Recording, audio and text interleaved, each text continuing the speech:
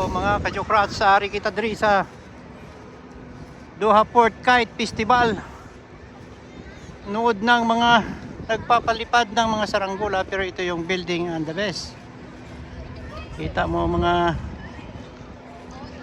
Temple of the King nila mga kajokrats, sa sobrang yaman. Floating city sa gitna ng dagat. Sa gitna ito ng dagat mga kajokrats.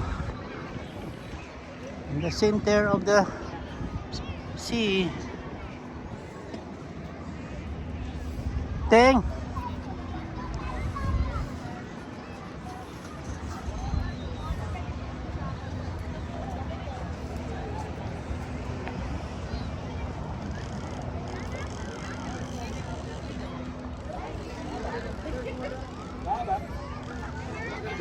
Where's mommy? Mano ka mo, Ting? Mano ka mo? Palupad? Ay, sus! 50 and 70 there, we have a lot of options. Yan ang the bag. The balloon? No, the bag.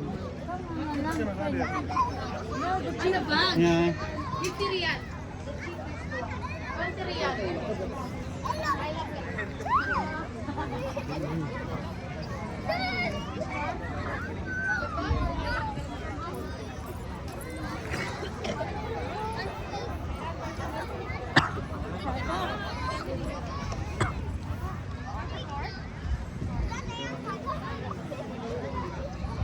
Set up po sa likuran.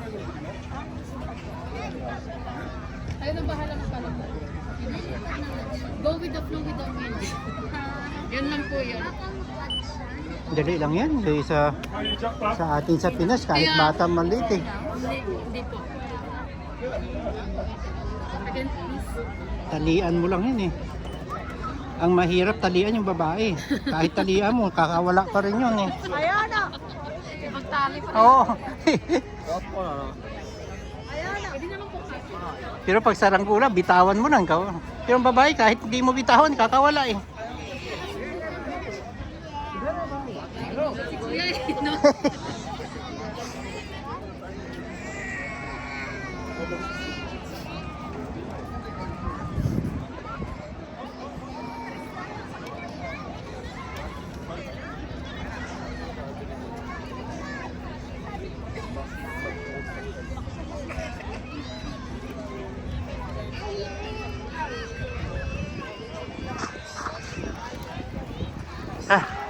Inisip ko na ako mga kajokrats.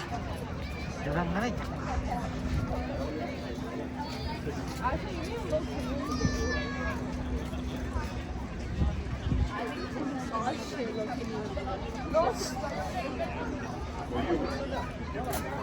Ano, talian na?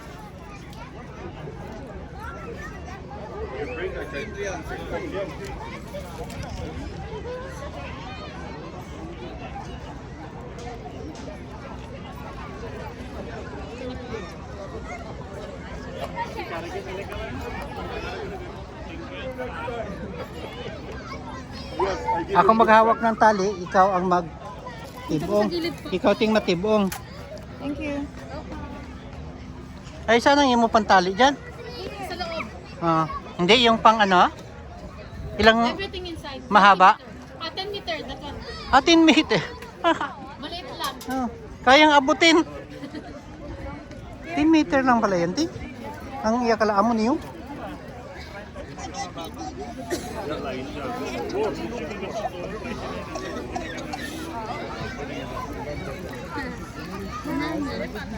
Kabalo na ako. Bilis na makat yung kahit kasi ang dami. Alin po, i-make sure lang, opo, baka ma-entangled siya. Hindi, dami pa ang bintinda dyan eh. Di ba? Mas maganda nga marami may magkaanuhan tayo, bili uli. Tama. Yes. If the kite is damaged, you can buy again, no problem. Nag-video po kayo? Okay. Oo.